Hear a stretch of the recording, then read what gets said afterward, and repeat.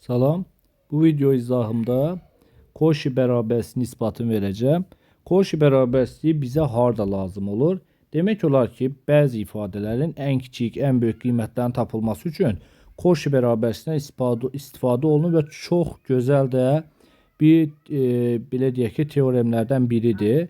Məsələn, nə cür istifadə olunur? Başlanğıc olaraq deyim. Məsələn, tutalım ki, tangens x üstəgəl kotangens x ifadəsinin ən kiçik qiymətini və yaxud da ən böyük qiymətini istəyəndə bizdən, təbii ki, burada x-in dərəcəni verir, məsələn 0 dərəcə ilə 90 dərəcənin arasında.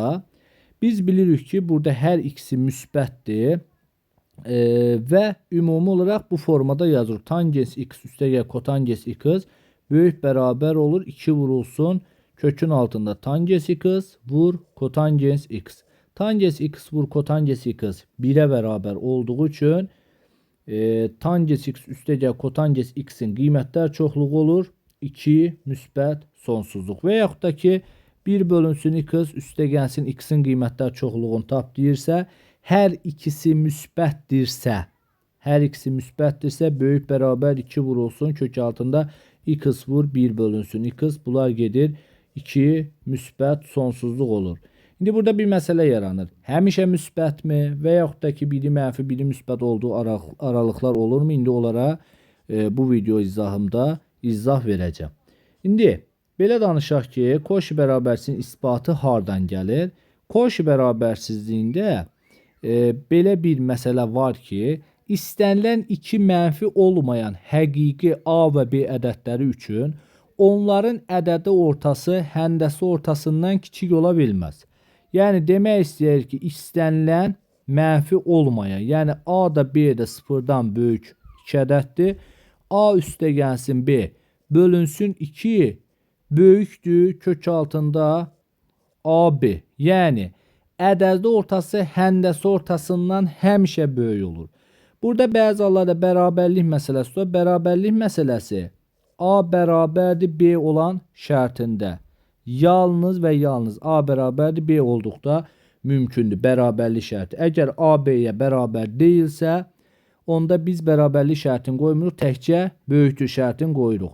Deyə bilərsiniz ki, müəllim, bəyəxlarım x tutalım ki, üstəgəlsin 1 bölünsün x-i böyük bərabər götürdü. Axı mən x-in 1 bölünsün x-ə bərabər olduğunu demədim. Və yaxud da ki, orada onsuz da x üstəgəlsin 1 bölünsün x ifadəsində bu x-lar onsuz da bərabər ədədlərdir. Da aydın oldu. Ona görə bərabərlik şərti var idi.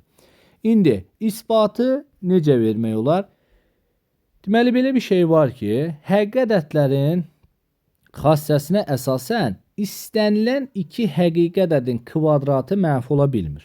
Düzdürmü? Məsələn, istənilən həqiqi ədədin kvadratı mənfi ola bilmir. Kvadratı mənfi ola bilmirsə, məsələn, mən 2 dənə ədəd götürürəm. Tutalım ki, kök altında A və kök altında B götürürəm. Bunların fərqini kvadrata yüksəldirəm. Bunların fərqinin kvadrata yüksəlmişi ən azı sıfırdan böyük bərabər olma. Yəni sıfıra bərabər də ola bilər. Sıfırdan böyük də ola bilər. Yəni A, B mənfi də olsa, müsbət də olsa orada heç bir fərq eləmir. İndi bunu açsaq biz, bu ifadəni açsaq bu formada olur. A çıxılsın 2 kök altında AB üstə gəlinsin B böyük bərabərdir 0. Nəticədə baba bu mənfi 2AB-ni keçirsəm sağ tərəfə olur A üstə gəlsin B böyük bərabərdir 2 kök altında AB.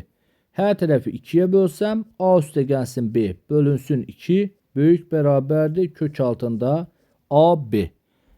Və bu ifadənin də ümumi bayaqsı aldığımız ifadə ilə eyni. A üstə gəl B bölü 2 böyük bərabərdir AB ifadəsini almış olduq və teorem də isbat olundu.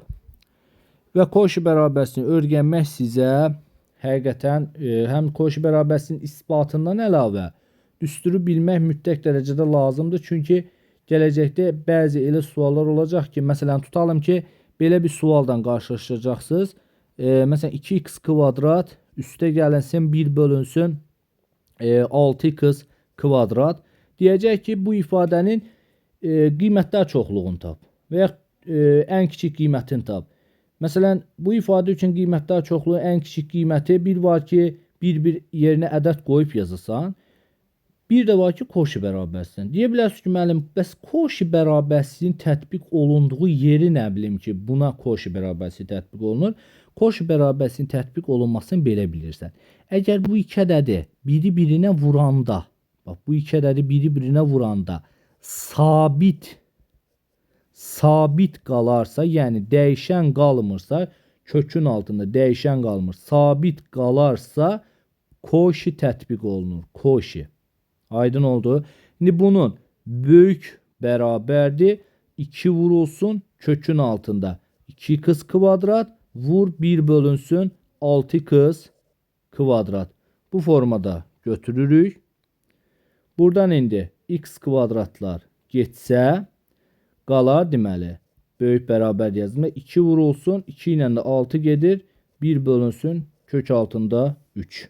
Yəni cavab olur 2 kök altında 3 böl 3 müsbət sonsuzluq. Aydın oldu. Bu da Cauchy bərabərsizliyin isbatı və misal nümunəsi. Sağ olun, uğurlar olsun sizə.